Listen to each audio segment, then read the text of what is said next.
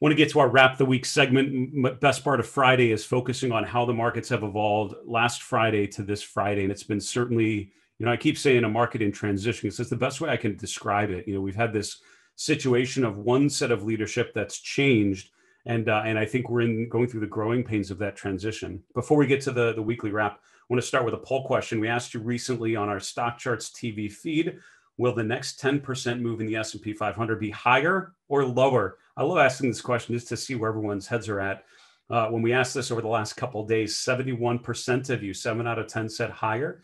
29% of you said lower. If we go to the chart, we close, let's see, around 39, 40, maybe a little above that. So these are going to be a little off, but this isn't going to be too far off here. I threw 10% higher and 10% lower. Let's say if we bump this up just a toe, there we go.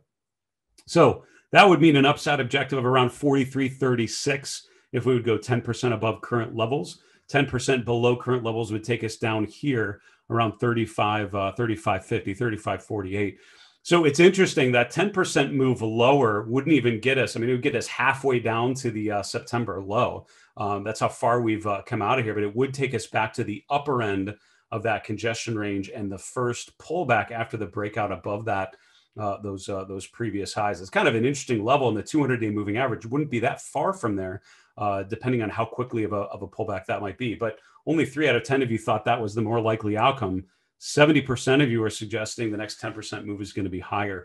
Boy, I did not vote in this one. If I voted, I'd probably say lower. And you can tell that just from the way I've been thinking about limited upside and potential for downside, given the exhaustion signals that we've had. But boy, days like this, where we continue to move higher, charts like Viacom and others that just continue to push to the upside, banks and energy companies and others, it's hard to deny that there's a very real probability we go in either of these directions, but 10% above is not unrealistic given the strength of the move that you've seen here. The question is, what would technology do? The question I would ask is, what would technology be doing in that scenario? And I would argue it would have to be participating. So, semiconductors, Apple, others that have pulled back have gotten to the lower end of this range and certainly look like they're in a danger of breaking down. If they haven't broken down already, those would have to recover and start to participate. I don't see a lot of others, the rest of the market going up 10% and technology not even doing any of that. But that is one of the many scenarios we could be faced with. Thanks for answering that question. Let's get to our weekly wrap. We'll start very quickly with what the market looks like Friday right now. As of the close, and then we'll look at the weekly charts to finish off here. So very briefly today, as I mentioned, if you look at the top 3 listings on your market dashboard, you will see the story of most of this week, I would argue, which is the Dow up, the NASDAQ down, and the S&P somewhere in the middle. It's had some up days and some down days in the middle. The S&P opened much lower, obviously, and recovered back to finish just above 0 for the day. So it really was a barbell of sorts from the haves and the have-nots, if you look at it. So technology, the worst sector out of the 11, followed by communication services. On the upside, very defensive. You had REITs and utilities as the first 2. Industrials there, number 2, and then financials, number 3. These are going to chop around a little bit as we process the closing prices here.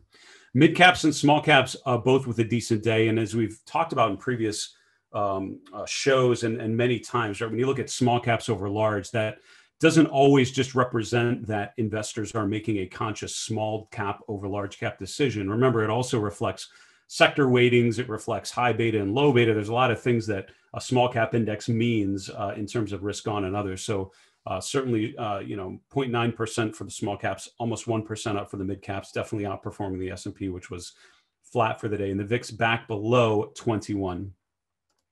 Very briefly on other asset classes, yields continue to go back higher. So, this whole thing on the market, is recovering because yields are taking a breather. I don't buy it, because a day like this, yields are going up and stocks overall seem to be as well. So I don't think that's as one of a relationship as some might suggest. And we're back above 1.6%. The TLD has come off a little bit. The dollar index up about 1/3% today. Gold actually got back to flat. It opened up pretty low, around 159.50, but chopped its way back higher and finished flat for that day. Silver, though, finished down a little bit as well. And energy stocks flat to up a little bit on weaker oil prices. Cryptocurrencies, for the most part, down, with Bitcoin down 2% after being much lower earlier in the afternoon. Let's go to the weekly wrap chart. That's this one right here, and the labels may be a touch off, not too bad, but we'll see how we can update these. So basically, this is looking at some of the major asset classes. I like to start with the S&P 500, which is right here. Finished the week about up 2.7% from last Friday's close, where we're at right about now. Most things underperform the S&P, and that speaks to sort of the underperformance of other asset classes versus stocks this week is what it essentially tells you. In pink, I missed one label here. Sorry about that. That's actually the NASDAQ 100, which was up 2.2%. Gold was up 1.5%. Emerging markets up of 0.25%. If you missed my conversation with Dana Lyons, I want to say we were talking about emerging markets and a potential bounce. So I had not been paying as close of attention to that chart before our conversation. I'm certainly keeping an eye on that one.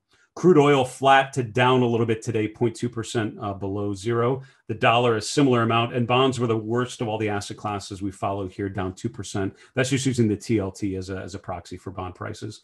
What outperforms stocks? Just two things. The small cap index up 7.4% and Bitcoin up 16%. And we talked in yesterday's show about an aggressive, but probably less aggressive the further we go up, upside target for Bitcoin given a break above 58,000, which it did not do. It touched it yesterday, did not get it back above there today, but I think a break above 58,000 takes us up to the upper 70s. If not 80,000, not too far off, given the trajectory. That's another 25% above where we're at now, I would guess. Let's continue on looking at the Mindful Investor live chart list. This is what we look at every Friday, and it's sort of our big picture review of key themes out there. If you want to have this list, you are welcome to take it and copy the charts to your own watch list, do whatever you want with them. The way you can find this is go to the articles page. In the upper right, you'll see all StockCharts blogs. Click on that and go to mine, which is called the Mindful Investor. And at the top, you will see a link, a little gray button that says live chart list. And you can click on that, save the individual charts, tweak them, edit them, do whatever you want. They're yours to enjoy. We'll start with the market trends. So I use a weekly chart and some exponential moving averages to determine a long-term, medium-term, and short-term trading model. And this is basically a long-term trend following model, really. I didn't update the label just yet. I do usually do a Friday after the close, but the short-term model had been negative for the last couple of weeks with this week's bounce higher, really driven by the value-y parts of the market. The short-term indicator will go back to bullish as of today's close. The medium-term indicator will continue to be negative, will be bearish, and the long-term indicator remains quite bullish. And to be honest, if I didn't have this in front of me and you asked me to tell you what the market felt like, it's pretty much how I would answer it. Short term, you can't deny the bounce that we've had this week. You can't deny the strength in a lot of individual charts out there making new highs. That's totally fair. Medium term, though, I think the weakness, the divergences we've had, the stocks that have sold off and really haven't recovered yet. And it's a lot of things. It's not just the mega cap tech. It's also things like Peloton and Zoom and others, trying to revive a little bit, but still nowhere near the high flying scenario that we saw a month ago. So I still think the medium-term picture is mixed to down. The long-term picture remains very, very strong. And any week where we make new all-time highs, that indicator very deservedly should be in a positive. So that's about how it feels like in terms of where we're at with the divergences, with the long-term trends, and with the short-term bounce that we saw this week. I think that's about right. So the daily chart of the S&P certainly looks encouraging. It's hard to be discouraged by what you see here.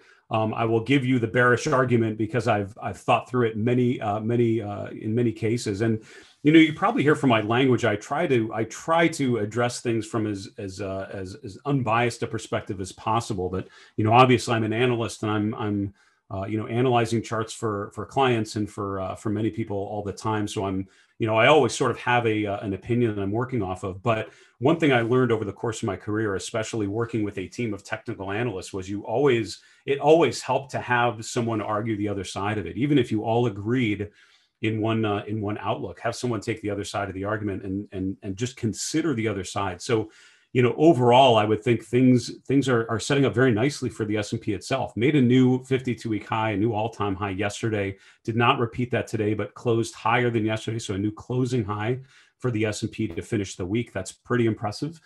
We have not yet broken above the, really meaningfully above the high from mid-February. So I think at this point, that is a key level of resistance. And the fact that we met that yesterday, sort of repeated it today. That is really the line to look at. We break above that.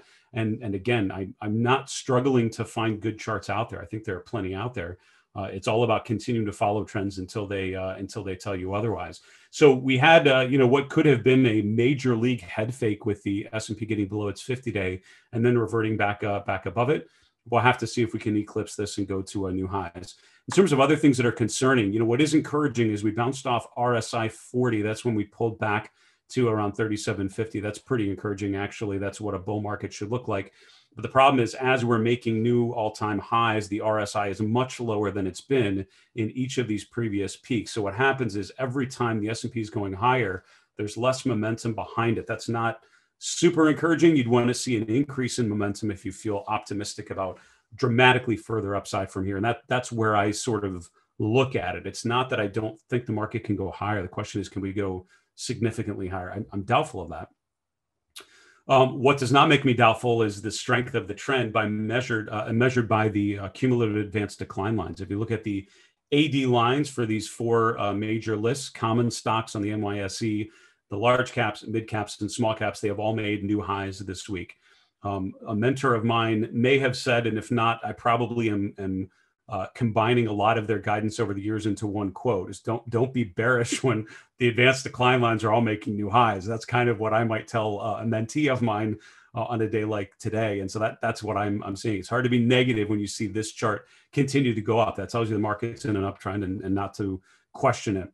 You're also seeing an expansion of new highs. And this at times has been, part of the exhaustion thesis for me in January was an anemic number of new highs. We've seen that revert back upwards now. So now you're seeing, a decent number of new highs. Yesterday, you had, 15% of the S&P make a new 52-week high yesterday on Thursday's close. Isn't updated for today yet, but that number may even go a little bit higher.